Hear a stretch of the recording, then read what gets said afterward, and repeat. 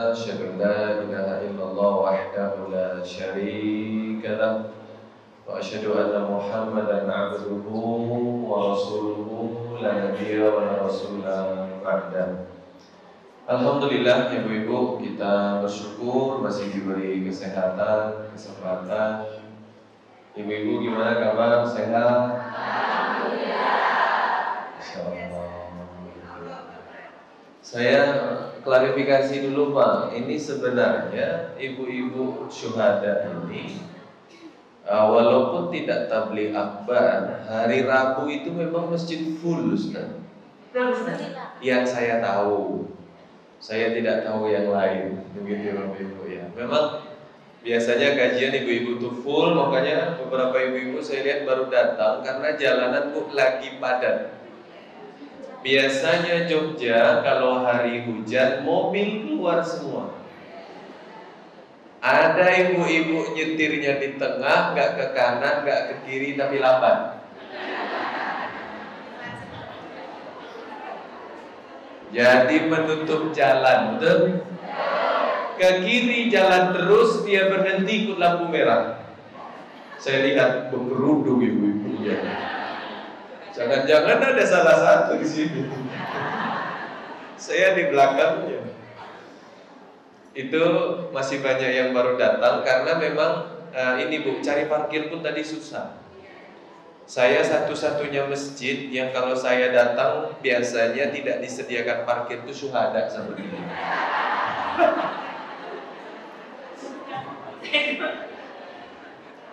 Nggak usah minta maaf, nggak apa-apa. Ibu-ibu jangan baperan ya. Ini kita jujur aja gitu kan. Lama saya nyari parkir. Mana parkir ini? Ada mobil alhamdulillah keluar satu, masuk mobil saya. Alhamdulillah. Ya, cari parkir mungkin 10 menit kan tadi begitu ya. Mana panitia nelpon terus.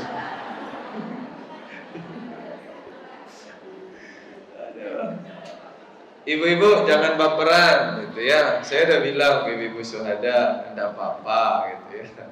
Kalau masjid lain gimana Ustaz? Disediakan parkir khusus untuk Ustaz.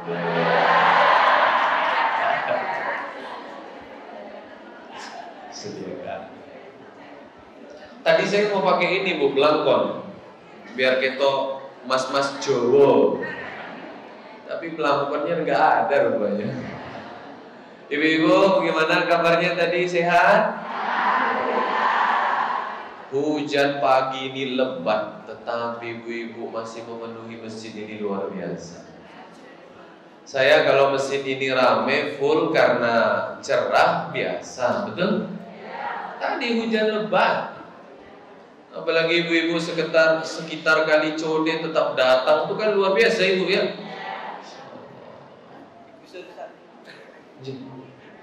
Maaf, saya duduk di bawah ini berarti. Saya di bawah juga lah kalau begitu. Benar. Nanti saya nggak sopan lagi.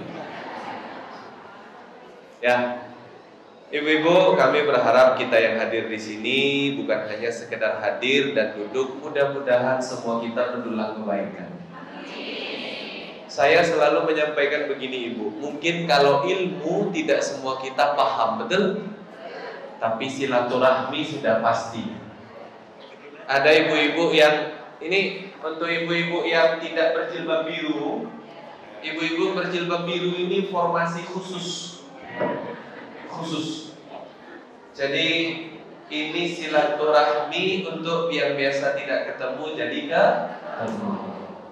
Kata Nabi, silaturahmi itu efektif satu untuk apa? Melapangkan rezeki. Sabar. Melapangkan rezeki dulu.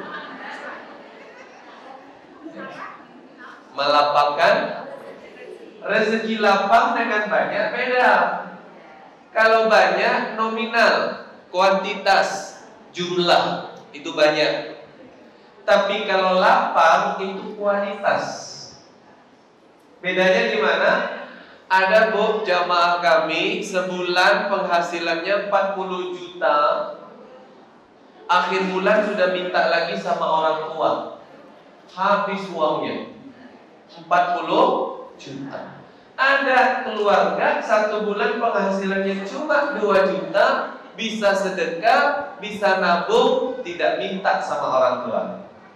Beda banyak sama lapang. Mudah-mudahan semuanya kita rezekinya lapang. Ibu ya, lapang rezekinya. Makanya ibu, kalau kita berdoa di dalam Islam, bahasa Arabnya rezeki itu tidak banyak, tapi berkah, betul? Doa yang mungkin ibu-ibu hafal. Allahumma inni as'aluka ilman nafi'ah wa rizqan tayyibah. Rizqan tayyibah, rezeki yang tayyib, berkah. Bukan kathirah, tapi berkah, baik. Mudah-mudahan semuanya rezekinya baik. Ini berkaitan dengan judul kita, mendidik anak cucu kita agar menjadi orang-orang pilihan dengan meneladani akhlak Nabi. Isra dan Mi'raj ini kan. Judulnya ada loh Bu. Nih flyernya ada. Peci saya potongnya gimana itu sebenarnya? Membangun generasi Islami. Ada temanya. Dengan meneladani akhlak Nabi, akhlak Rasul. Nah, ibu-ibu yang berbahagia, itu yang pertama. Yang kedua kata Nabi, rezeki silaturahmi itu mampu melapangkan usia dalam kebaikan, memanjangkan usia dalam kebaikan. Ibu-ibu yang sudah tidak muda tidak perlu ngacung ya.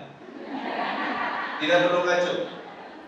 Kalau ibarat sholat, anak muda itu dari waktu duha sampai sebelum asar. Itu ibarat sholat, itu berarti masih muda. Dalam ilmu psikologi, anak muda itu 15 sampai 40 tahun. Saya lihat ini rata-rata asarnya maghrib ya. Ada?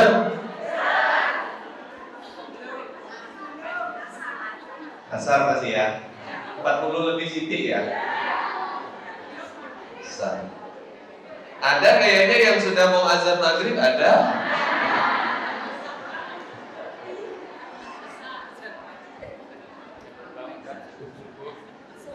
Tenang ibu, saya mau kajian mandi dulu tadi. Nah, saya pakai cari baju yang bagus ini. Tenang, cari baju yang bagus biar pengajian ustadznya pakai baju yang bagus kan. Ibu-ibu yang berbahagia, ya. Nabi itu Bu kalau pakai baju, pakai celana cuma memakai yang membuat beliau tambah ganteng. Jadi kalau baju ini tidak buat saya ganteng, nah saya nggak pakai. Itu aja Ibu ya. Saya pernah diberi sebuah merek mahal, Prada original, harganya 25 juta, tapi tidak pernah saya pakai. Kenapa? Tidak bagus saya pakai itu. Sederhananya saya tidak cocok jadi orang kaya banget. Dipakai itu biasa aja rasanya Ibu. Oke Ibu. Ibu monggo Bu, ini aduh masih merapat boleh loh Ibu ke sini Bu. Saya di sini tidak apa-apa loh. Boleh. Bapak-bapaknya udah menyingkir itu. Gimana Pak? Kita ke belakang panggung Pak. Ini maaf loh Pak ya, kalau saya nggak sopan. Bapak boleh duduk sini loh. Ayo, Bapak Ibu, kita lanjut Ibu. Jadi ibu-ibu yang hadir ke sini padahal sudah tidak muda, pagi-pagi ngurus suami, ngurus anak, hujan, masih bisa hadir, itulah orang-orang yang usia bertambah dalam kebaikan. Bu, mau ngaji tadi pagi itu setannya banyak, betul? Hujan. Hujan. Oh, ini sekarang ada Senin. Biasanya enggak ada Senin.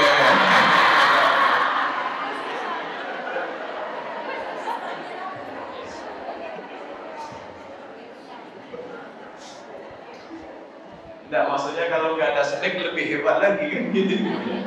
Ngaji hujan-hujan. hujan, sudah ngurus rumah, ngurus suami, ngurus anak, ada yang bantu ngurus cucu, tetap berangkat luar biasa. Mudah-mudahan semuanya Allah panjangkan usia kita dalam kebaikan. Ya. Ada juga yang penting Ibu, kata ulama, bahkan silaturahmi itu efektif mencegah kejahatan. Jadi kalau ada orang berniat jahat kepada ibu, suami ibu, anak-anak ibu, dicegah oleh Allah. Kenapa? Ibu sering silaturahmi. Di mana? Di majelis ilmu. Ibu kan gak saling kenal, betul? Iki sopo iki. Malah ibu-ibu yang kali codi aja bilang saya Jokowi jadi Jokowi. Jauh Bu, gitu ya. Saya masih muda. Ya, tadi ada yang bilang Jokowi Ibu. Oke, ibu-ibu yang berbahagia. Saya sangat senang bertemu dengan ibu-ibu. Jujur, mudah-mudahan pertemuan ini menjadi awal kita bertemu di dunia, nanti ketemu lagi kita di surganya Allah. Amin. Ya Rabbal Alamin. Kembali ke awal tadi, bahwa kita di kajian ini saya yakin tidak 100% kita menangkap ilmunya, betul? Ada mungkin yang ngaji itu kok diingat, oh ustadznya lucu, betul? Ada mungkin yang diingat ustadznya masih muda, oh saya dapat snack.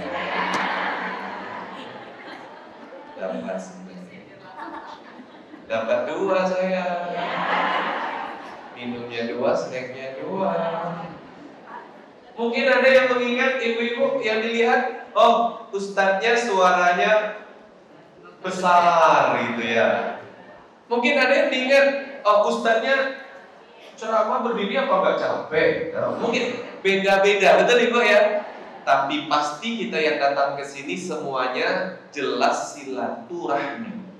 Tadi beliau sudah memukadimah ibu-ibu, pembawa acara juga memukadimah ibu-ibu yang soleha. Saya yakin ibu-ibu di sini semuanya soleha. Amin. Karena yang soleh itu laki-laki. Ya, soleha semua ini. Perkara pulang ke rumah jadi apa saya nggak tahu. Habis kajian pergi kemana kita nggak tahu, betul? Tapi duduk di sini semuanya soleha. Udah hujan lebat, macet, mengurus anak suami, ustadznya tidak terkenal, datang. Kalau saya ini kondang kayak Ustadz Abdul Somad, Ustadz Adi Hidayah, ibu-ibu datang selama ini biasa. Tapi ini luar biasa.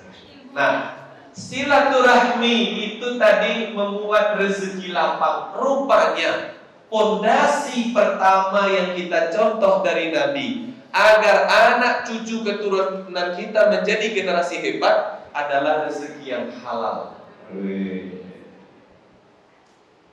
Jadi kalau kita pengen Bu, anak kita menjadi anak yang hebat, berbakti kepada orang tua, beri dia rezeki yang halal. Maka Nabi Muhammad SAW bilang, daging yang tumbuh dari rezeki yang tidak halal, maka dia akan bertumbuh kembang menjadi energi negatif, kekuatan negatif. Kalau sholat batuk-batuk nih.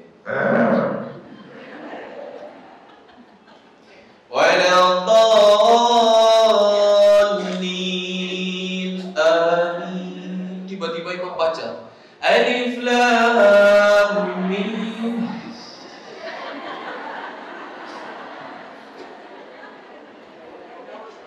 Ini daging tumbuh bukan dari rezeki yang berkah.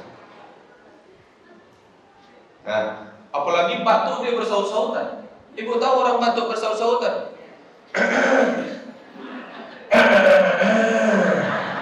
Itu ada artinya, sama betul. Cepatlah. Oh iya. Ustaz kok tahu, pernah saya jadi imam, baca surat agak panjang setengah halaman, batuk di belakangmu. Bapak Ibu yang berbahagia, Jadi Nabi memberikan contoh kepada kita, beliau tidak pernah memberikan makanan yang haram, apalagi haram, syubhat aja enggak, apalagi haram. Itu Nabi. Apa kata Nabi? Innal halala bayyinun wa innal harama bayyinun wa bainahuma umurul mushtabihat la ya'lamuhunna katsirun minan nas. Ya. Nabi bilang yang halal jelas, yang haram jelas. Ada pula perkara di antara halal haram itu disebut perkara syubhat. La ya'lamuhunna katsirun minan nas. Banyak manusia tidak paham tentang syubhat. Faman ittaqa syubhat faqad istabra li dinihi wa irdi. Siapa yang mampu mencegah diri dari perkara syubhat, dia sudah jaga jiwa dan agamanya. Wa man waqa'a fi syubhat faqad waqa'a fil haram karra'i yar'ahul al-hima. Kata Nabi, barang siapa yang syubhat dia makan, dia ambil, dia pakai, maka dia sudah masuk kepada bab haram. Nabi yang bilang. Jadi kita diwanti-wanti oleh Nabi jangan yang haram. Kenapa? Rezeki yang tidak halal efeknya dua. Bahasa olahraganya jasmani rohani. Bahasa psikologinya psikis dan fisik.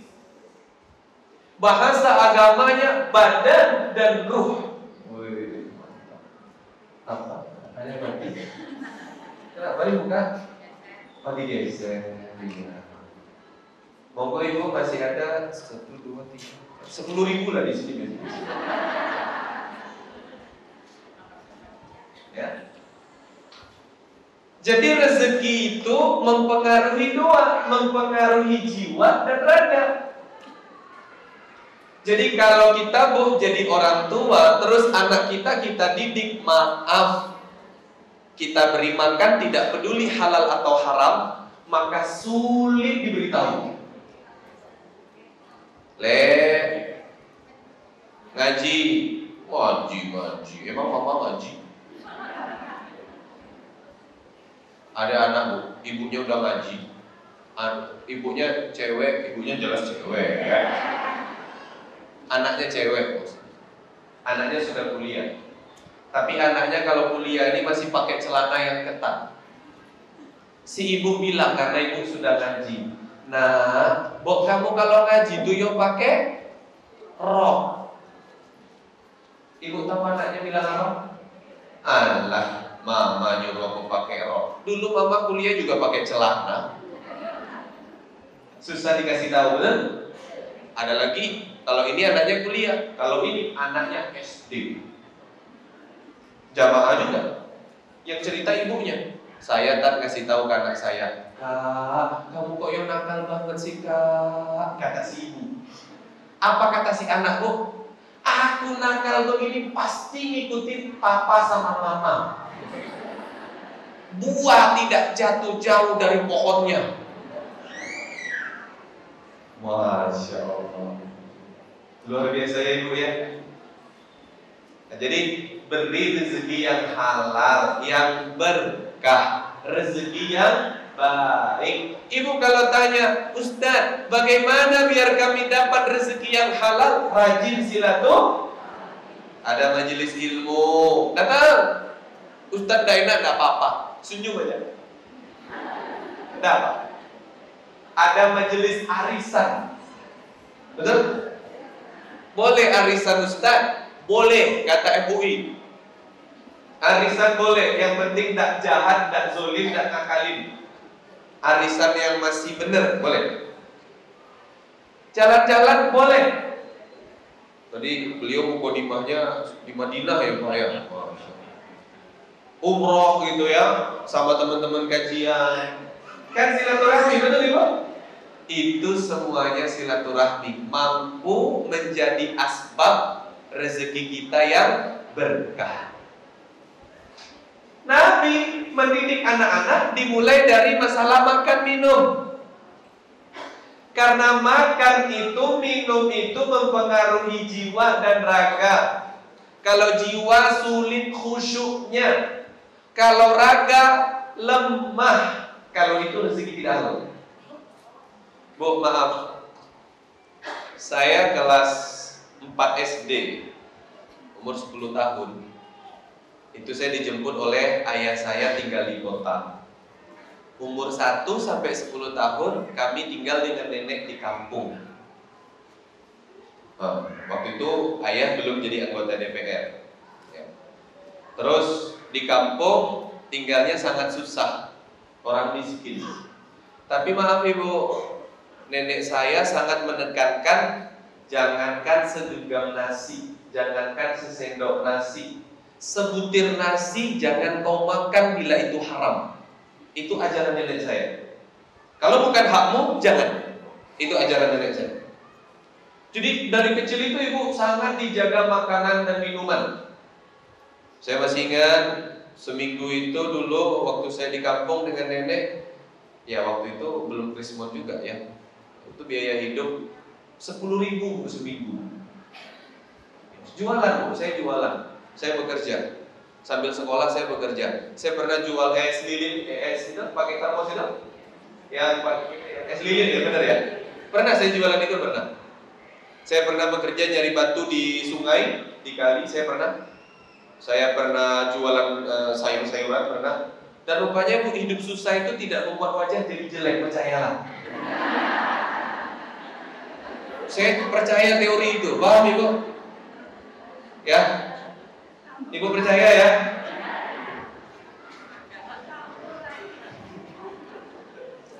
Ya, benar ibu. Ya, ini luar biasa, ini luar biasa. Jadi di sana itu betul-betul dijaga betul pola makan, pola minum. Ketika saya masuk pondok ibu, alhamdulillah, mungkin di antara ibu-ibu ada yang belum kenal, ini apalagi yang biru-biru begitu ya.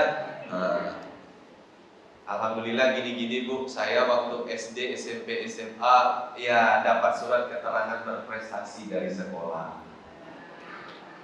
Saya di SMA internasional dapat juara.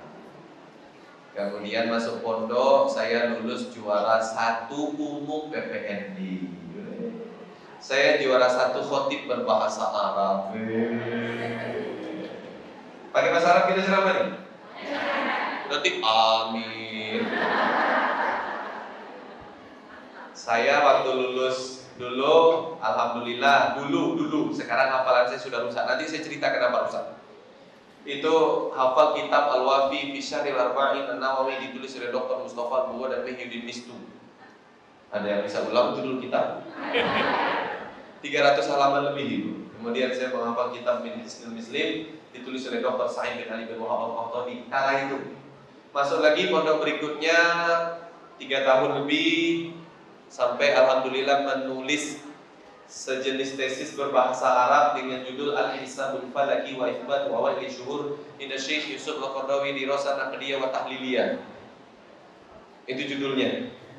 Ibu-ibu kalau jawab mesti Shadaqallah.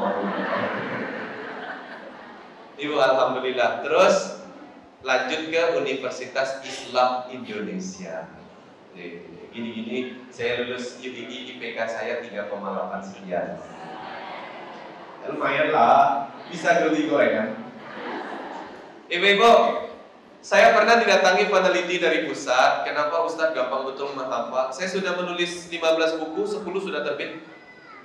10 sudah terbit, 5-nya belum diterbitkan.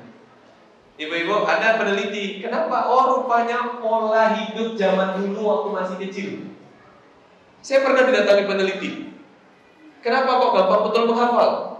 Oh, gini-gini, saya selesai hafalan sekali duduk setoran ibu. Gitu ya. Adik saya yang paling kecil menyelesaikan hafalan Al-Quran 30 juz 30 hari. Ya, yang lebih lambat dari dia, adik saya perempuan satunya lagi 40 hari 30 juz. Yang lebih lambat lagi 60 hari 30 juz, bukan khatam, hafal. Paham ibu ya? Itu adik saya. Saya tidak usah disebut, gitu ibu ya.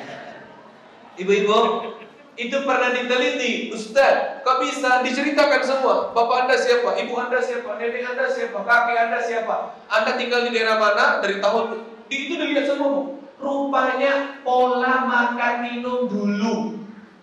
Rupanya dalam sains ilmiah itu makanan halal makanan dan minuman yang didapatkan dengan cara yang benar itu memberi efek ke tubuh kita. Itu luar biasa ya. Ya, itu luar biasa. Makanya Nabi bilang kan, al-ithmu mahaka fi nafsik. Dosa itu apa-apa yang membuat jiwa kita tidak nyaman. Orang kalau dapat rezekinya tidak halal pasti tidak nyaman, betul? Makanya di Harvard University diteliti 40% kinerja tubuh dipengaruhi oleh sugesti. Ini maaf Ibu, saya melihat ke depan hujan masih lebat ya. Alhamdulillah udah sampai ya. Saran saya pepet-pepetan aja biar hangat. Ibu, ini yang pertama. Jadi kalau kita meneladani Nabi Muhammad SAW, kita pengen nih anak kita jadi orang hebat, hafalannya bagus, nurut, manut sama orang tua. Apa yang perlu kita lakukan? Kasih makan yang halal dan baik, makanan yang berkah, minuman yang berkah. Ibu, sampai hari ini Bu, saya yang alhamdulillah sedikit-sedikit bisa buatin rumah untuk ibu saya, beliin kendaraan, macam-macam. Kalau ibu saya marah, saya diam aja Bu, nggak pernah baca Al-Quran saya. Ya. Kemarin anak saya lahir, mama saya bilang, ini kakak bayi, ini harus dikubur, harus pakai lampu, biar terang hidupnya. Dia, dalam hati saya, Elon Musk nggak ada diterang-terangin lampu, terang loh ini. Cuma dalam hati loh Pak ya, dalam hati loh. Saya nggak ngomong, ya Nabi Muhammad nggak tahu tuh kakak janinnya di mana. Paham Ibu ya? Cuma saya tidak bilang, ini harus arahnya ke sana, pintu yang sana, kuburnya sekian. Ngikut aja saya Pak. Ya, cuma kadang saya bercanda. Nanti jangan potong kuku malam-malam. Bercanda saya Bu. Saya bilang, Mak, zaman dulu itu orang nggak potong kuku malam, belum ada potongan kuku, belum ada lampu. Potong kuku zaman dulu pakai parang, malam-malam gelap. Yang dipotong bukan kuku, jari. Itu loh Mak, berantem. Anak set. Bu, maaf ibu saya orang Sumatera. Jadi kalau marah masih membawa adat istiadat, ya. Masih bawa kayu bakar, ya, apa? Parang, itu masih kayak gitu loh. Ngejar. Mana kau lari? Padahal anaknya jadi ustaz.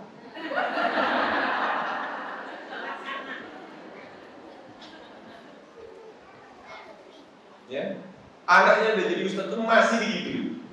Jadi nggak pernah Bu saya di rumah. Sini dulu Mak, duduk, dengerin. Allah Taala berfirman, A'udzubillahi minasyaitonirrajim. Nggak pernah. Kalau mama saya diam. Kamu itu jangan sombong. Emang kasih sombong yang mana Mak? Ya nggak tahu, pokoknya jangan sombong.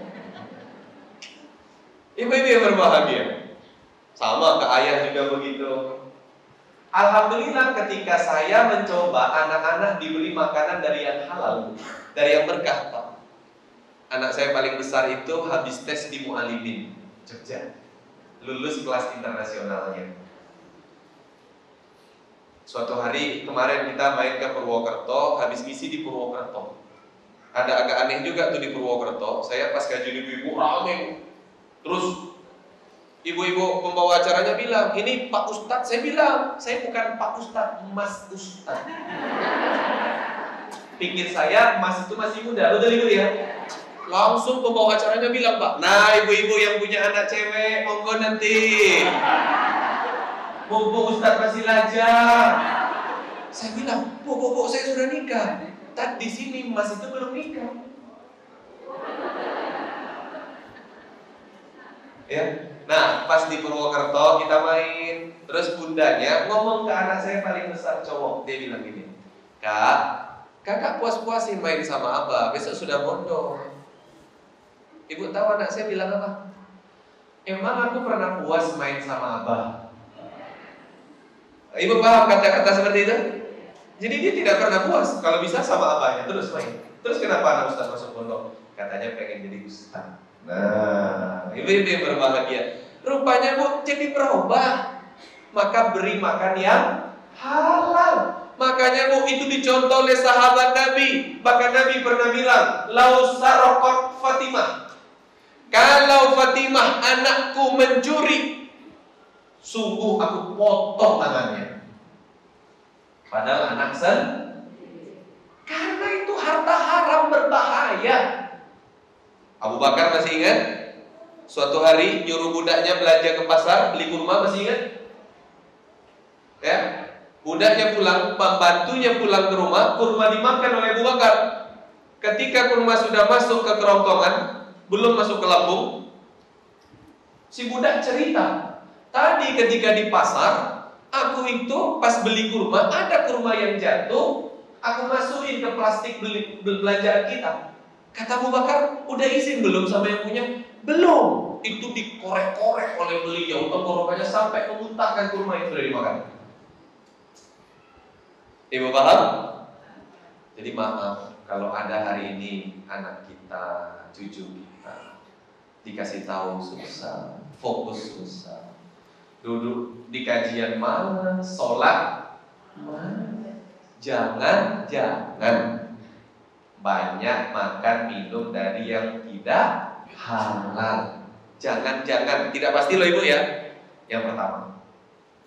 Yang kedua, Nabi Muhammad SAW menyiapkan ini, judul bukunya bagus pak.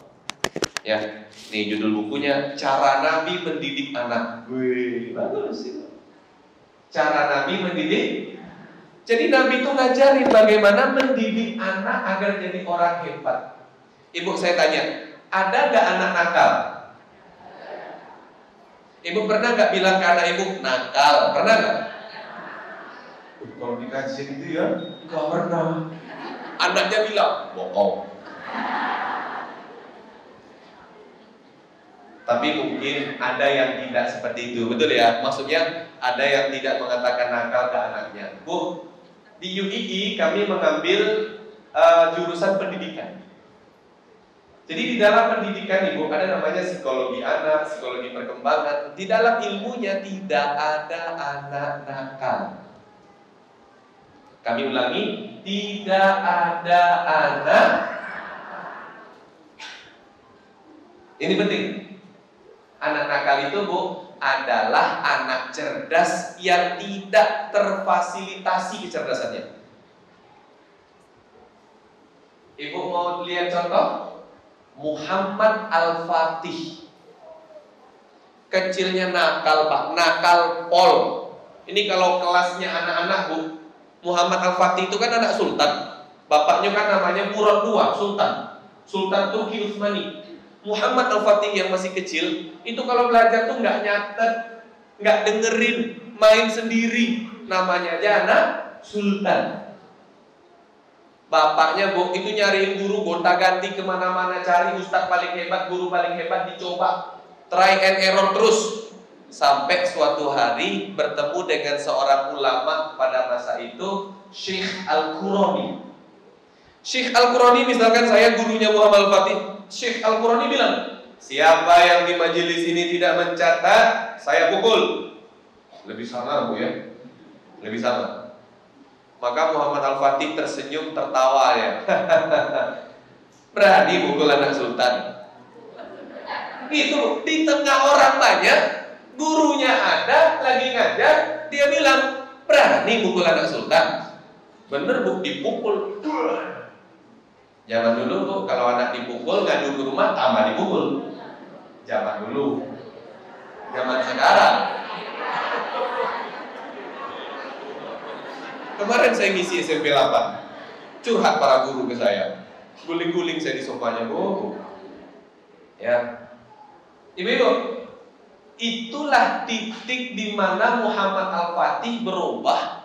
Umur 8 tahun beliau hafal Al-Quran 30 juz setelah ketemu guru tadi. 30 juz, setelah itu menguasai 8 bahasa dunia. Umur 12 tahun, 30 juz hafal, 8 bahasa dunia paham, mengerti dan bisa, plus menguasai 21 disiplin ilmu di luar ilmu Islam. 12 tahun. 12 tahun. Ibu-ibu berbahagia, Muhammad Al-Fatih. Nakal akhirnya bisa menjadi orang hebat. Apa poinnya berikutnya Ustaz selain rezeki yang halal? Ibu, rupanya menafsirkan surat At-Tahrim ayat ke-6. At-Tahrim juz 28 akhir sebelum surat Al-Mulk. Ya, Allah kan bilang, A'udzu billahi minasyaitonir rajim. Ya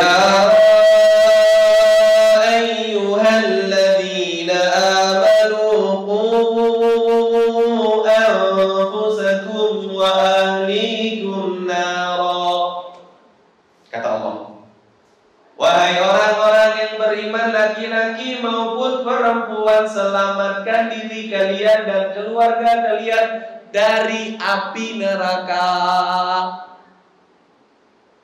Menafsirkan ayat ini, para ulama menafsirkan nanti di hari kiamat, ibu dan suami ibu, bapak dan istri bapak ditanya sama Allah, dulu didik anak metodenya gimana?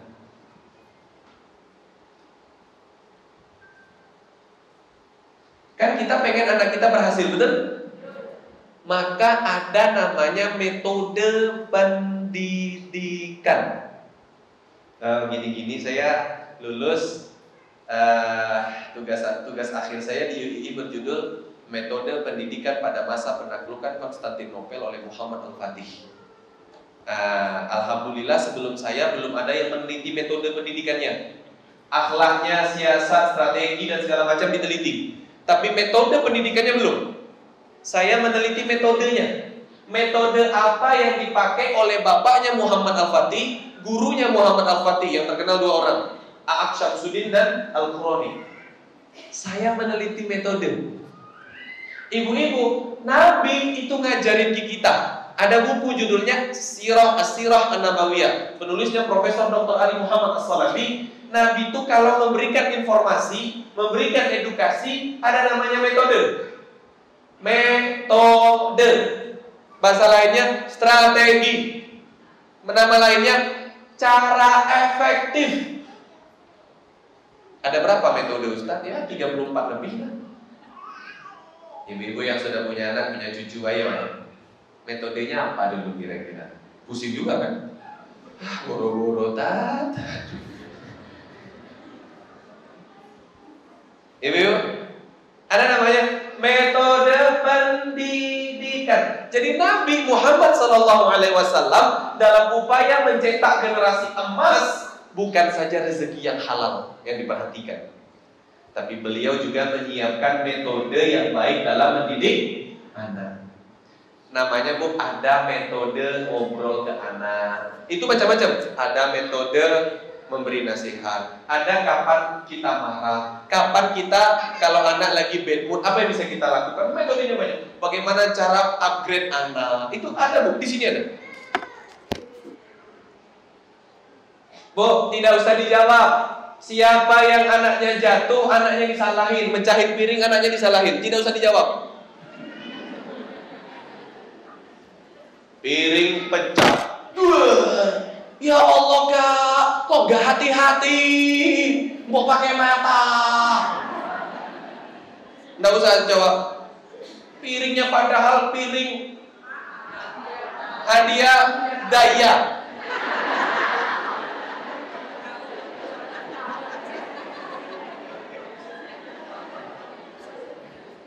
Kan beli deterjen dapat gratis piring. Kau Ustaz tahu, saya suka yang begitu.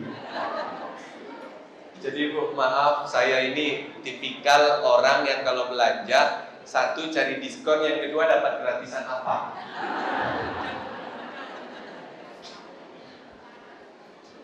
Nawar. Jelas itu, mall pun saya tawar. Belanja di mall saya tanya, ini ada kurang-kurang nggak? Ada diskon Mas sekian. Oh diskon, ada diskon lagi nggak kira-kira? Ibu, tidak apa-apa kalau ada di antara ibu-ibu belanja tanpa melihat diskon, tidak apa-apa, sesuai kemampuan masing-masing. Saya kemampuannya pakai diskon, gitu ya. Kita lanjut. Nah, itu Bu, Masya Allah. Kita kan namanya mendidik anak, ada metode, ada macam-macam caranya ada.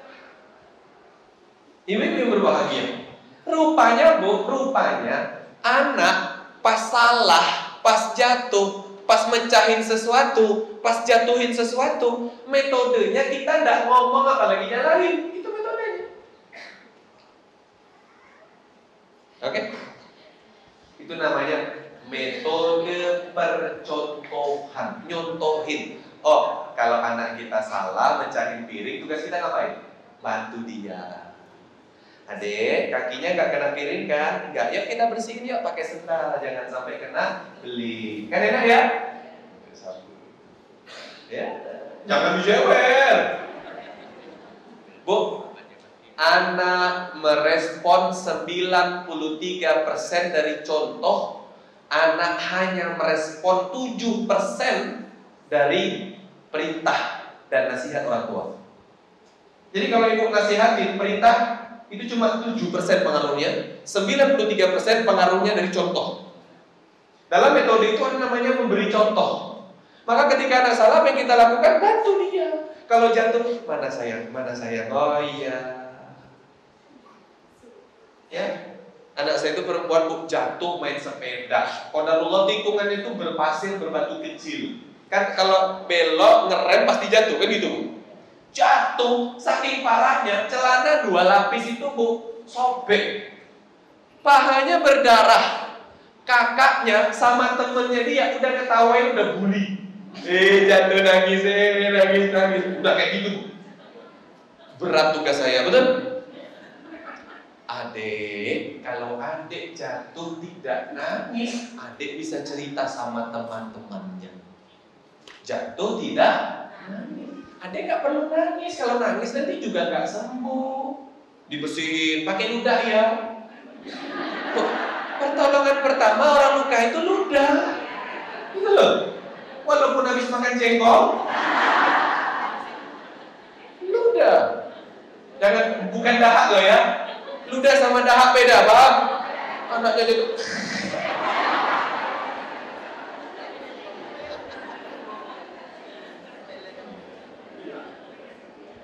Ibu-ibu yang berbahagia, udah, Bu, dikasih ludah. Itu dia pulang ke rumah, naik sepeda lagi, ketawa-ketawa, dimandiin sama bundanya. Habis mandi baru dia bilang ke bundanya, Bunda tahu nggak tadi aku jatuh? Biasa ibu-ibu. Jatuh di mana? Dia kena apa saja? Ada yang nggak cerita? Udah dibersihin sama Abah, bla bla bla bla. Saya cerita. Ibu-ibu yang berbahagia, sadar atau tidak orang kita ini semangat menjadi orang tua, tetapi tidak punya ilmu menjadi orang tua yang benar. Saya punya buku, Bu, di rumah. Tadi qadarullah tidak saya bawa. Judulnya Menjadi Guru Keluarga. Penulisnya Dr. Adian Husaini. Mengambil statement Hadratus Syekh Kiai Haji Hasyim Asy'ari. Ada ilmu fardu ain yang harus kita tuntut, tidak boleh diobilkan. Semua kita harus pelajari ilmu itu. Namanya ilmu hal. Di antara ilmu hal itu apa? Cara menjadi orang tua yang benar, cara mendidik anak. Jadi, Bu, kalau anak lagi salah, nilainya jelek, mecahin sesuatu, itu tugas kita bukan memvonis, bukan menyidang, bukan menyalahkan, bukan bantu. Jadi sampai hari ini, Bu, anak saya kalau jatuh itu pasti, Abah aku jatuh tapi jangan bilang Bunda ya. Itu gitu. Karena kalau bundanya tahu ya, namanya perempuan, Pak. Perempuan itu sudah bawaannya. Saya ke kanan belok ke, mending belok, lurus terus. Ada 12, saya ke kanan. Maksudnya apa, Ustaz? Sudah tahu kadang-kadang anaknya kalau jatuh nggak perlu dimarah, tetap kadang-kadang ya refleks tadi kan Ibu ya. Ibu, ya. Jadi Nabi Muhammad SAW ada cara, strategi, metode menyampaikan informasi. Jadi, Bu, Nabi itu, Bu, tak kasih tahu ya, Nabi itu, Bu, ganteng, putih, wangi, perutnya sispek.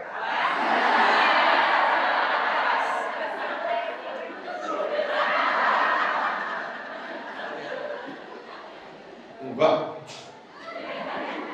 Benar. Nabi itu sampai Profesor Dr. Buya Hamka itu memaparkan dalam buku beliau, Pada masa Nabi, orang-orang berlomba-lomba, para laki-laki berlomba-lomba memperbaiki badan. Bagaimana biar bentuknya bagus? Nah, ya, saya nggak ideal lah, Bu. Dengan tinggi 167, berat saya hanya 69, 68, karena 67. Ya nggak ideal lah, cuma lumayan, kan begitu ya. Ya daripada tinggi 160, beratnya 79.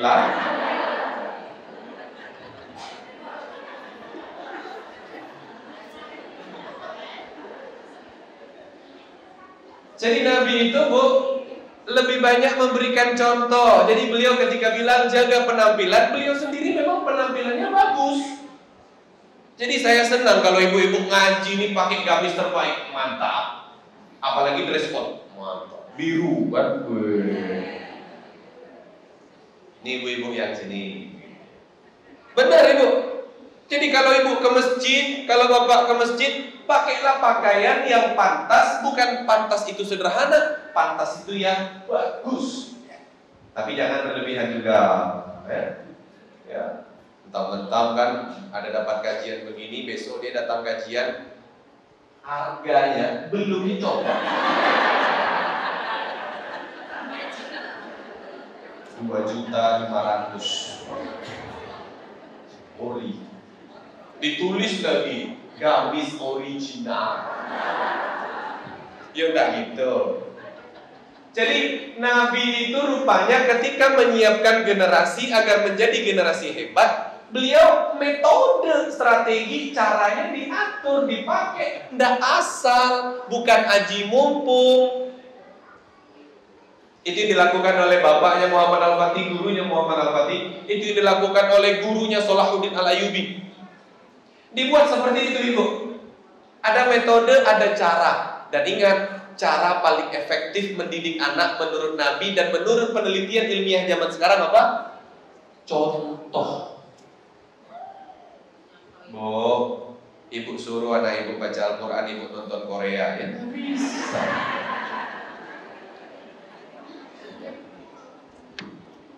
Ibu tuh loh, sibuk stalking, ya kata dia. Terus dia bilang ke anaknya, Kak, jangan lupa PR dikerjain ya.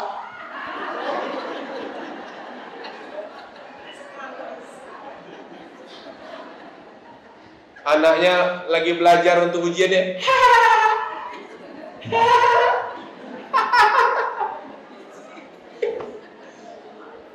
Lah, anaknya bingung, Bu. Itu loh. Maka Nabi itu lebih dominan mencontohkan ke anak daripada ngomong. Itu rumusnya. Jadi kalau kita pengen mencontoh Nabi ini, mendidik anak, menyiapkan anak cucu keturunan agar menjadi generasi hebat, orang-orang hebat, contohkan. Ibu contohkan. Bu, walaupun ibu ya tidak paham baca buku, ibu baca buku itu. Ya, ayo nak kita belajar, kamu belajar, mama belajar. Udah pegang aja, tidak paham kan? Kata anaknya, mama, apa? Itu loh ma bukunya. Udah baca buku masing-masing. Bukan buku mama terbalik.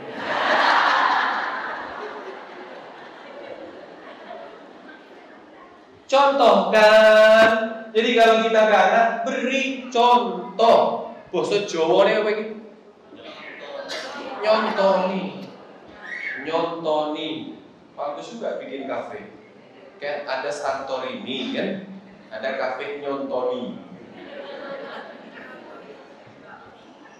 Ibu-ibu, ayo kita harus semangat. Karena apa? Nanti kita ditanya sama Allah, kamu sudah nyontoin yang baik tidak untuk anak? Itu ditanya, Bu. Itu ditanya. Saya sering, Bu, kadang nge-share foto anak saya yang usia 2 tahun, yang Rusdan itu lagi baca buku. 2 tahun baca buku. Walaupun tidak paham itu dia baca buku. Saya ada itu foto dia, atau nanti saya share lah di story.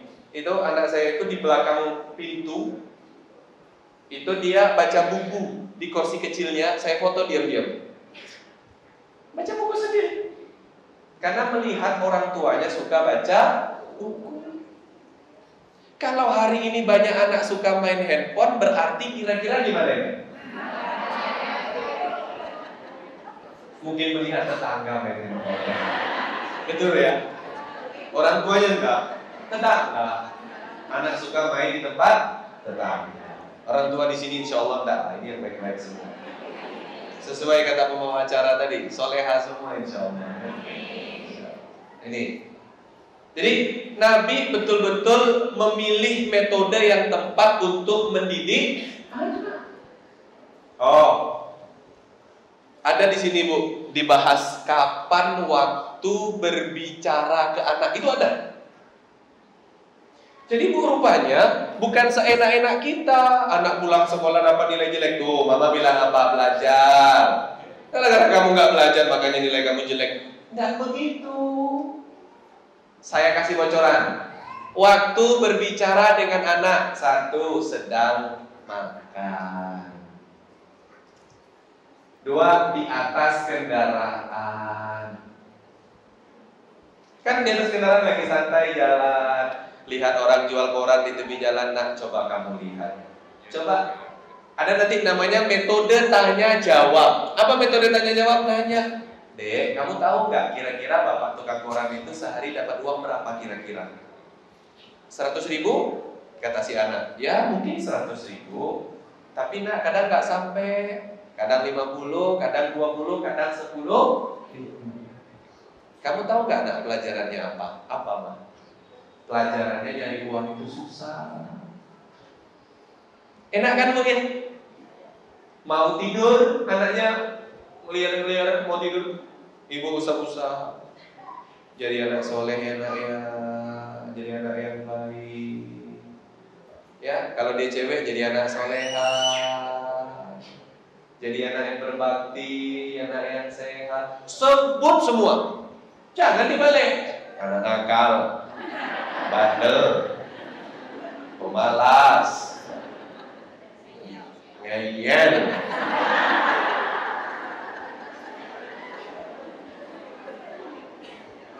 Bu, ibu tahu kan hadis Nabi bahwa doa ibu itu terkabul untuk anak baik atau buruk, betul? Ibu paham kata-kata adalah doa, paham? Tetangga saya di sebuah daerah, saya nggak mau sebut daerah nanti. Dia itu kalau marah ke anaknya, Bu, selalu bilang gini, anak monyet.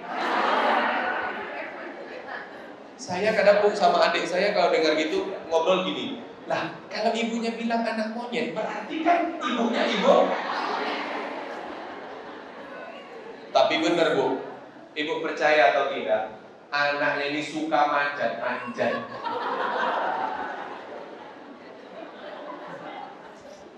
Rupanya manusia, tingkahnya itu, itu suka manjat-manjat.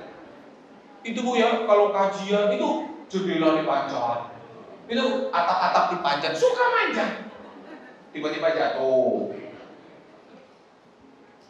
Ada lagi maaf tetangga yang lainnya itu kalau marah ke anak anjing. Ya, basa Jawa niki asuransi.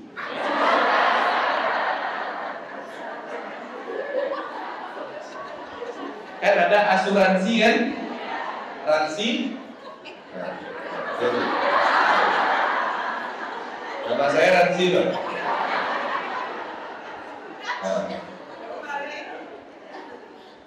Asuransi.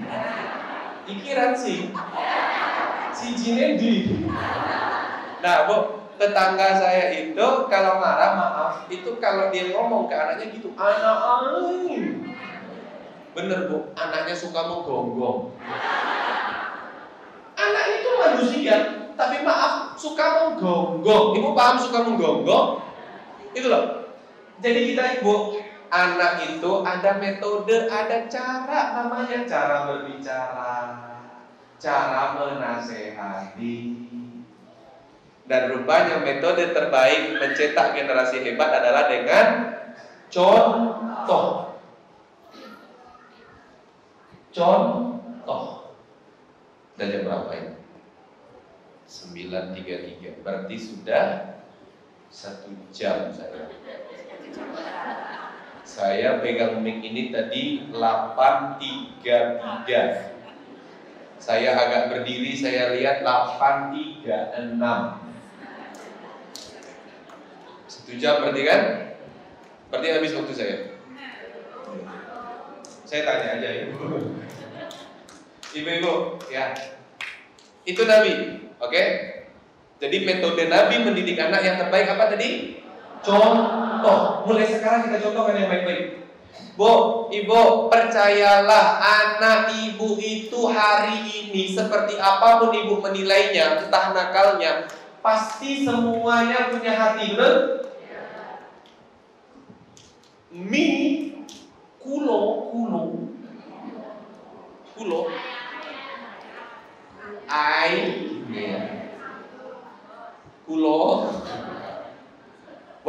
Bahasa Sundanya apa itu? Abdi. Ambo ini bahasa Padang. Ambo.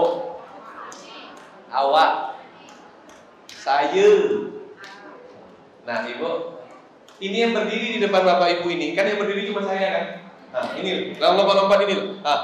Itu berdiri juga. Ini yang cowok berdiri. Ibu, maaf, tidak ada maksud apa-apa. Saya tidak lahir dari keluarga ustadz dan ustazah, tidak lahir dari keluarga pondok pesantren. SD, SMP, SMA, maaf, sholat saya seperti orang kebanyakan. Ibu tahu orang kebanyakan sholatnya gimana? Sekali sepekan. Hari apa? Alhamdulillah bukan hari Ahad loh ya, Jumat. Dan maaf ibu, tidak bangga. Cuma biar ibu tahu dulu, ini tentang ini kita penting untuk bagaimana anak itu jangan putus asa. Ini penting. Ini tentang poin ketiga nanti. Ya, jadi bu, saya itu dulu saking nakalnya, itu kalau Jumatan sudah khutbah kedua pak, duduk khotib naik lagi khutbah kedua, itu saya di pintu masjid itu gini bu, lama betul saat itu. Dah selesai. Apa yang dibaca sama dia itu gitu saya dulu. Jadi kalau sekarang saya khotib pak, ada orang merokok di luar, itu saya nggak marah. Saya dulu.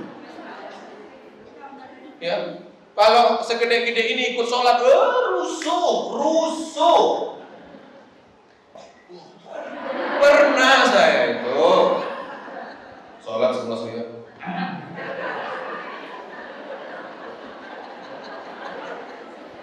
Rusuh. Ya, Isra Mi'raj di kampung saya itu melingkar. Di tengahnya makanan dimakan setelah selesai Isra. Tahu tugas saya masih kecil ngapain? Ustadznya ngomong, saya begini, pergi keluar masjid makan, habis masuk lagi. Gambaran dulu itu bahasa Jawa ya apa itu? Badung, bener? Bugal.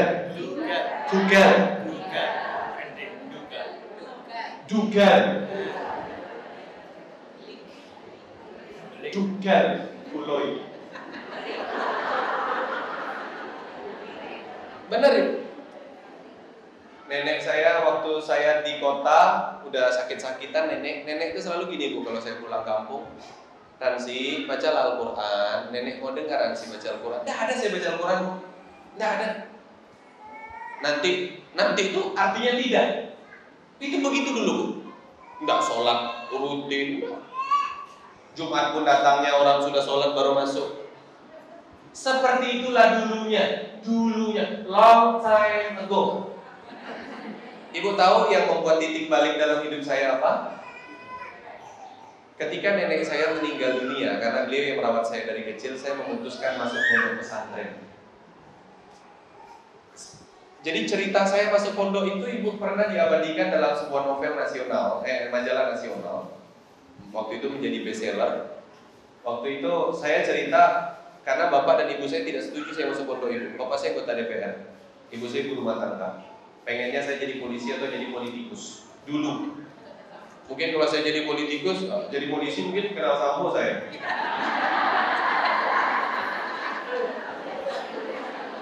Ngeri-ngeri sedap juga kan. Nah, Ibu, jadi kemudian begitu lulus pondok, saya jadi ustadz, saya jadi imam, saya menjadi guru, tanda kutip disenangi oleh warga. Warga di sana itu senang. Saya tuh kalau pulang tidak boleh pulang ke rumah, di masjid ngisi kajian dulu. Nggak ada flyer, nggak ada pengumuman. Pokoknya saat duduk ngaji gitu loh. Itu di sana gitu. Suatu hari saya bonceng nenek-nenek, dulu teman nenek saya. Ini untuk dapat poin ketiga saya cerita dulu. Saya gonceng nenek-nenek, membonceng itu boso Jawa ini membonceng. Ya bonceng ya, bonceng. Saya bonceng nenek-nenek pakai motor. Waktu itu belum punya mobil, Bu. Belum nikah, belum kaya. Yang bikin kaya nikah. Nikah sama orang kaya itu.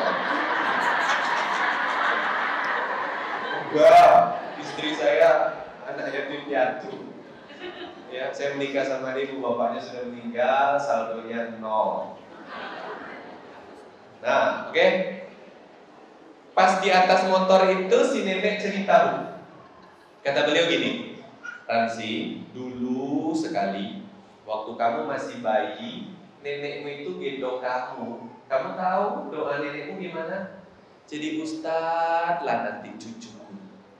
Itu setiap gendong kamu ngomongnya gitu. Jadi ustadz lah nanti cucu aku.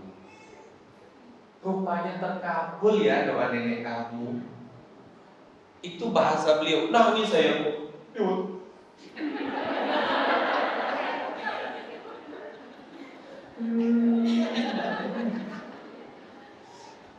Karena Bu maaf, nenek saya kan tidak melihat versi saya sekarang. Dia melihat versi saya dulu masih ugal-ugalan. Pernah naik motor hujan-hujan tak pakai baju iki kulo.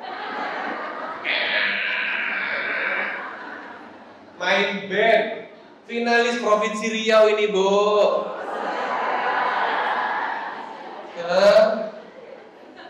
Pergi.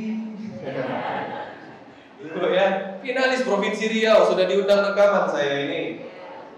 Pemain bola, atlet lari, saya ini dulu, Bu. Ikut elemen body contest. Paham ibu-ibu elemen body contest? Kontes petak-petak road. Nggak pakai baju, pakai celana sepatu jalan. Dulu. Berarti kan maaf, dugal. Tapi nenek waktu saya kecil pernah berdoa, betul ya? Tidak pernah Bu saya bercita-cita dalam hidup jadi ustadz, tidak pernah. Percayalah. Pun hari ini saya ceramah dulu. Kenapa ceramah? Karena dua hal. Satu, guru saya minta saya ceramah. Dua, kita pernah datang ke MUI. MUI bilang, kamu berdakwah. Saya yang dituju, kamu berdakwah.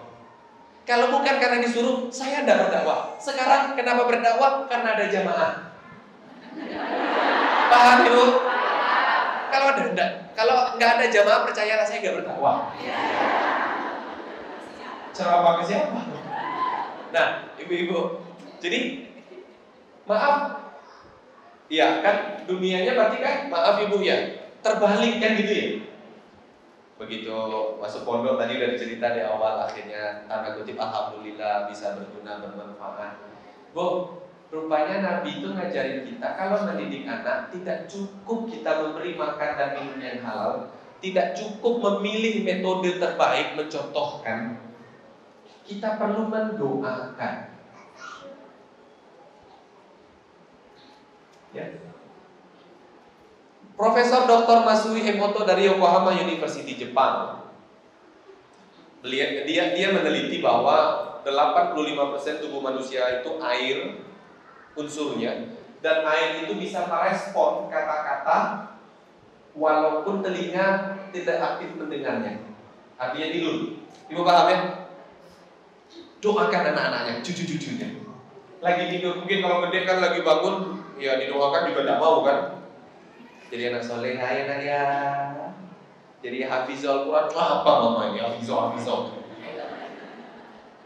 Lagi tidur, ya Allah jadi anak soleh anakku, jadi anak soleh. jadi hafiz Al-Quran, jadi anak baik, anak cerdas, dunia kaya raya, orangnya jujur, amanah, meninggalnya masuk surga, mantap pokoknya. Dapat suami ganteng, putih, tinggi, langsing, mancung, hidungnya sipit, matanya kaya raya, dan tunggal, ibunya meninggal, bapaknya ada sakit-sakitan. Doanya lengkap. Lengkap doanya.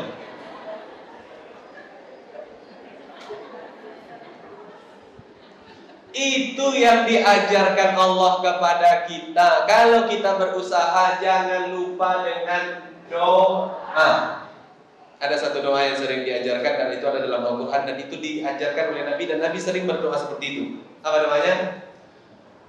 Yang ada dua. Yang pertama, yang paling sering, Rabbana atina fid dunya hasanah wa fil akhirati hasanatan wa qina adzabannar. Rabbana atina fid dunya hasanah. Minta di dunia hasanah. Ibu tahu hasanah di dunia itu apa? Anak qurrata ayun, pasangan yang bertakwa, rumah yang luas, kendaraan yang bagus, tetangga yang baik. Lengkap hidupnya ya. Benar, itu tafsir ibu. Itu tafsir. Ibu tahajud, tetangga ibu dangdutan tuh sakit loh. Betul? Allahu Akbar. Jangan-jangan lagi sholat gini-gini kan itu. Kan kita butuh tetangga yang baik, betul? Kita butuh anak yang baik, ibu-ibu butuh suami yang baik, bapak-bapak butuh istri yang baik, betul? Itu artinya hasanah di dunia. Jadi kalau kita berdoa, Rabbana atina fid dunya hasanah, itu kita sedang minta sama Allah anak yang baik, pasangan yang baik, keluarga yang baik, rumah yang luas, kendaraan yang baik, tetangga yang baik. Luar biasa ya. Ada satu lagi doa yang sering kita lafalkan juga. Dan tolong ibu, saya selalu bilang, kalau ibu berdoa bahasa Arab nggak paham, pakai bahasa Indonesia. Bahasa Indonesia nggak paham, basa Jawa, boten nopo-nopo. Ada satu lagi doa surah Al-Furqan. Kalau tadi Al-Baqarah 201 lembar sebelah kanan, baris nomor 2 paling bawah. Ini berikutnya Al-Furqan. Apa doanya? Rabbana hab lana min azwajina wa dhurriyyatina qurrata a'yun waj'alna lil muttaqina imama. Ya Allah, kami minta kepadamu ya Allah, pasangan, anak keturunan yang qurrata a'yun. Doa minta.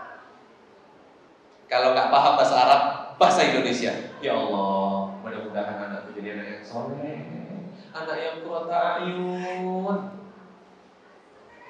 Ibu, saya agak hati-hati karena jam 10 udah habis. Ini udah lewat balapan. Udah 1 jam lebih 15 menit loh. Udah saya lebihkan ini. Ya, yuk. Ibu maaf, saya memang seperti ini. Kenapa? Karena saya masih muda, jadi saya berdiri kadang. Kasihan ibu-ibu di belakang yang nyender gak bisa lihat saya. Bukan saya pengen dilihat, bukan. Hanya kalau pengen lihat ustadznya ada. Kalau nanti saya sudah begini kan mungkin udah sepuh ibu ya. Ibu-ibu. Ya, belum 5 kalimat keluar ibu-ibu di belakang. Ibu-ibu yang berbahagia, ini yang apa kami sampaikan. Kenapa? Ingat, kita nanti akan ditanya oleh Allah bagaimana kita mendidik anak-anak kita. Bu, tidak ada kata terlambat. Kalau anak ibu sekarang tanda kutip belum baik menurut ibu, menurut agama kita, saya dulu juga belum baik, bisa berubah. Ibu paham? Semuanya by proses. Jangan putus asa. Doa terus, usaha terus. Kalau kita dulu pernah memberi anak makan tidak halal, kalau dulu pernah kita memberi contoh yang tidak baik, kalau doa untuk anak kita ini kurang cuma formalitas belaka, tidak ada salahnya kita bertaubat, betul? Ya Allah, ampuni hamba, ampuni ya Allah, selama ini hamba belum baik. Ingat, semua anak-anak kita punya hati dan mereka punya peluang untuk berprestasi. Maka yang disentuh hatinya agar prestasinya membanggakan kita dunia akhirat. Bu, kalau minta untuk anak jangan tanggung-tanggung. Saran saya loh, jangan cuma minta ya Allah jadikan anak hamba anak yang soleh. Menurut saya itu kurang. Tambah.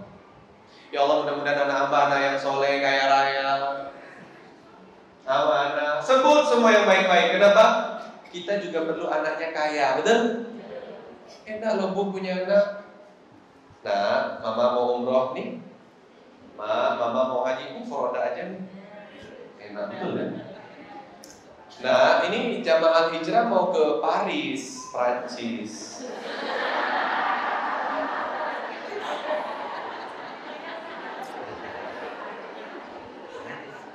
Berapa mah biayanya? Ya 40 juta, belanja 10 juta.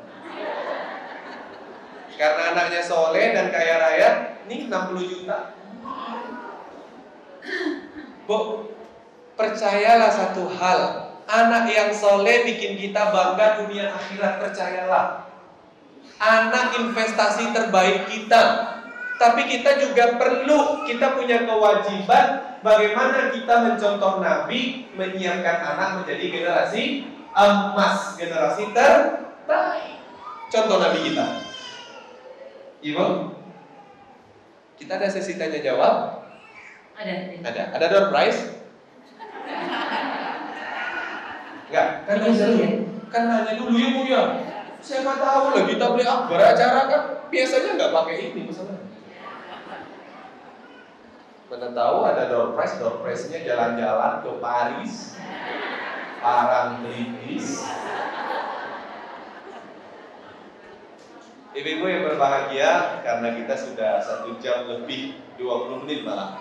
Ibu-ibu kalau ada pertanyaan kami persilahkan, mungkin 1 atau 2 pertanyaan. Kalau cuap-cuap terus bisa terus ini. Ini ada Sam. Ada, saya bacakan. Iya.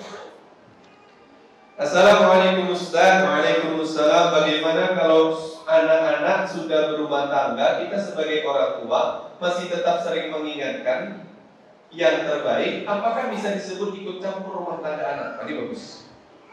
Ustaz, anak kita sudah punya anak, sudah berumah tangga, anak kita sudah menikah, apakah kita masih punya kewajiban untuk menasehati? Masih. Ada dasarnya. Nabi Ibrahim berkunjung ke Mekah. Di Mekah ada siapa? Nabi Ismail. Nabi Ibrahim tinggal di mana? Palestina. Kemudian bertamulah ke rumah anaknya Ismail yang sudah punya istri.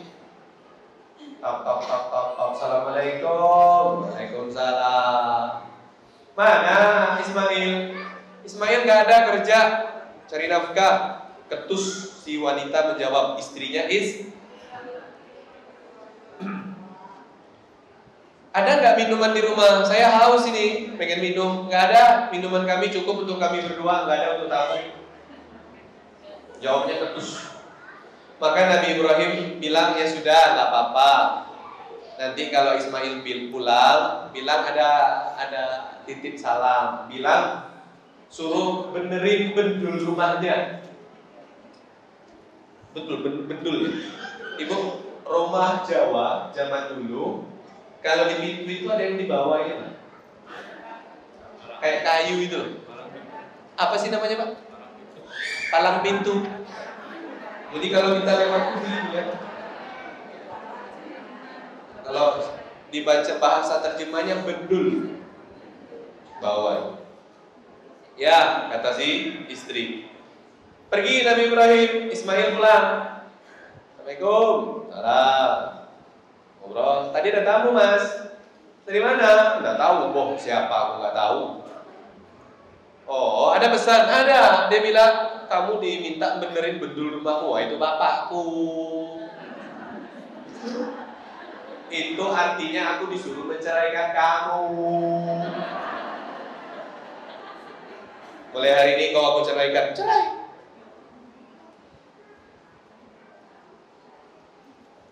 Lagi, Nabi sekarang, Nabi ya? Nabi. Suatu hari Fatimah datang ke rumah Nabi. Kalau bahasa kita, Papi. Kenapa nak? Kata Nabi. Ali itu loh, Ali itu suaminya apa? Ali itu loh. Kenapa Ali? Aku sudah menjadi istri yang baik, aku menjadi seperti yang dia mau, tetapi dia tetap marah kepadaku. Marah dosa jauh dewa. Nesu. Ali ini, Ali kilo. Nesu wae. Kula niki jadi istri apian kula iki. Aline nesu.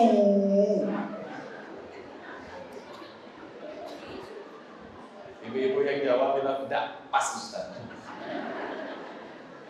Bu, kalau saya ngisi di Gunung Kidul pakai bahasa Jawa, itu mbak-mbak tuh kayak jadi bisa terlihat gigi ompong-ompong itu. Cuma dengan bahasa Jawa yang salah. Nah ibu, Nabi bilang, ya benati Ismail wastami'i wahai putriku tercinta. Dengar baik-baik nasihat bapakmu ini. Tidak ada di dunia ini istri yang sudah sempurna jadi istri, suami gak marah, itu gak ada. Masuk surga itu dua syaratnya, syukur dan sabar. Kalau kamu selalu bersyukur, gak bisa masuk surga.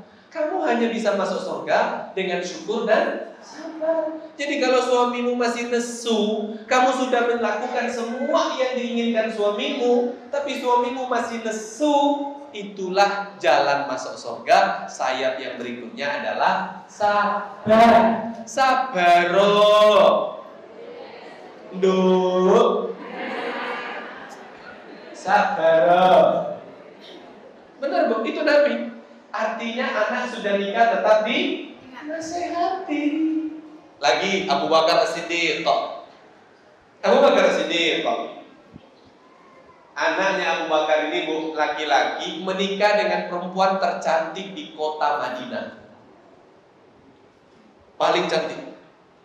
Ya, saya tidak perlu cerita orang Arab cantiknya gimana ya. Putih, mancung, tinggi, udahlah, gitu ya.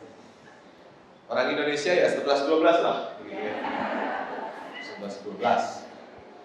Nah Ibu, karena menikah dengan wanita tercantik pasti euforia, senang. Azan berkumandang, Abu Bakar As-Siddiq jalan ke masjid melewati rumah anaknya. Dia dengar anaknya di rumah masih bercengkrama, masih bercanda. Azan belum siap-siap ke masjid Pak anaknya. Dia dengar anaknya, pergi dia ke masjid. Selesai sholat dia lihat anaknya. Oh, di sok belakang anaknya. Tidak telat, masih sholat berjamaah ke masjid. Dia panggil anaknya, Le, sini. Gitu kan, Le, pergi. Apa Pak? Kamu tadi sudah azan, Bapak dengar kamu masih asik bercanda bersenda gurau dengan istri, bukan? Jira. Kamu tahu nggak kalau sudah azan itu kamu kemana? Masjid Pak. Gara-gara istri kamu kok ya telat sholat, walaupun tidak masuk, tapi kan kamu sholat. Ceraikan istrimu.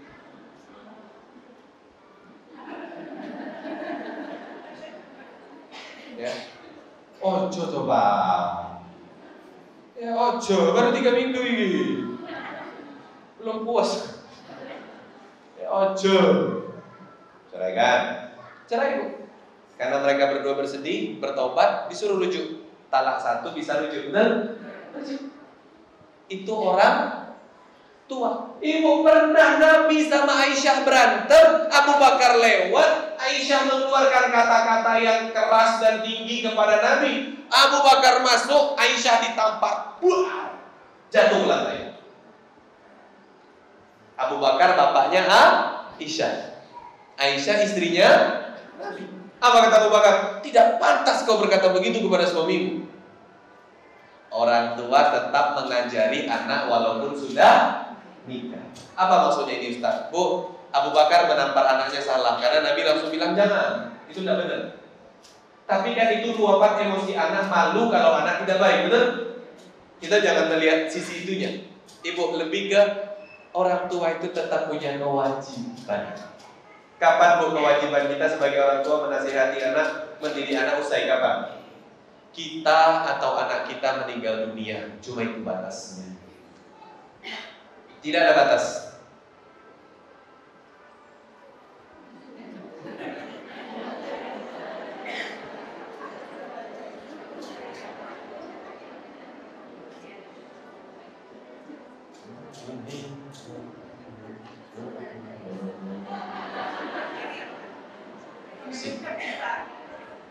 Ibu-ibu yang berbahagia.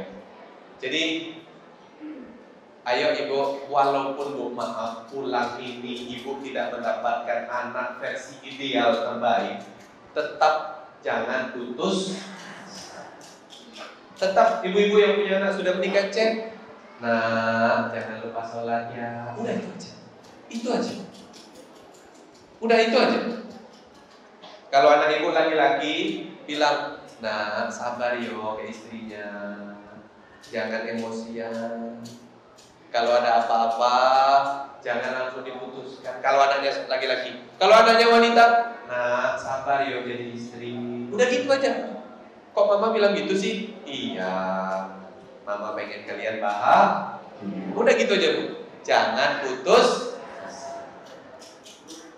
Makanan yang halal dan baik, yang berkah, makan minum yang berkah, contoh yang baik, jangan lupa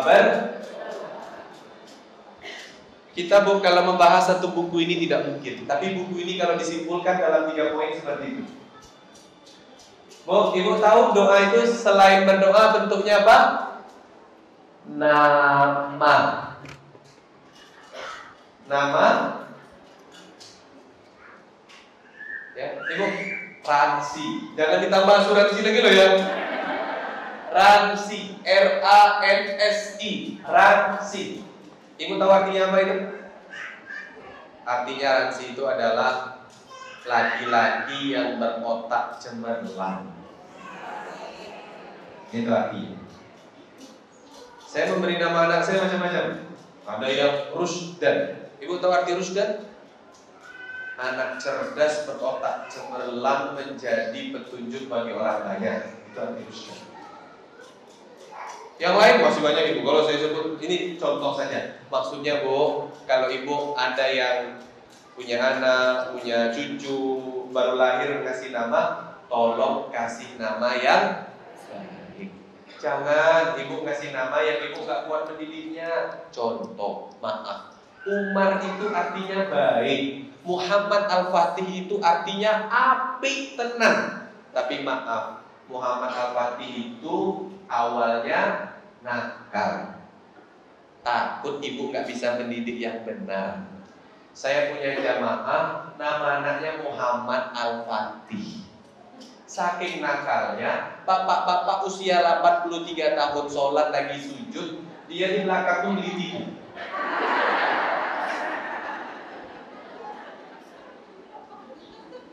Kalau anak muda, dia orang tua.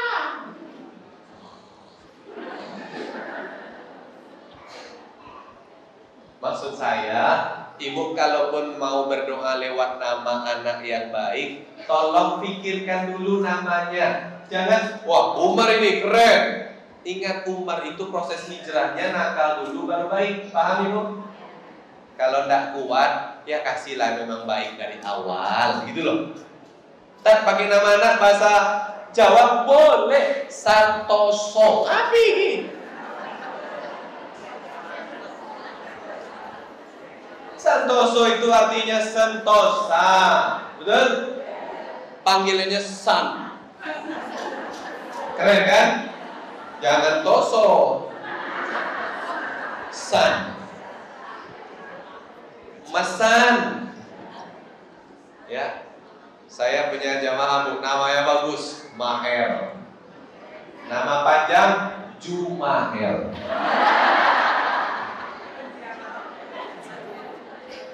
Dulu Bu, karena saya di Jawa, saya pengen ngasih nama anak saya yang cowok itu panggilannya Jo. Jadi enak kan dipanggil Jo. Nama panjang Bejo. Ibu-ibu udah habis waktu kita. Nah, 10:04 habis ini. Ibu-ibu, saya sangat senang bertemu ibu-ibu. Mudah-mudahan sehat semua ibu ya. Mudah-mudahan semua kita yang hadir di sini anak cucunya menjadi orang hebat, orang sukses dunia akhirat. Amin ya rabbal alamin. Nanti kalau ada yang doa berarti yang pimpin ya ketua takmir ya, jangan saya. Kan doa itu yang lebih baik yang usianya lebih gitu ya. Ada doa juga. Ibu-ibu kita berdoa dulu ya.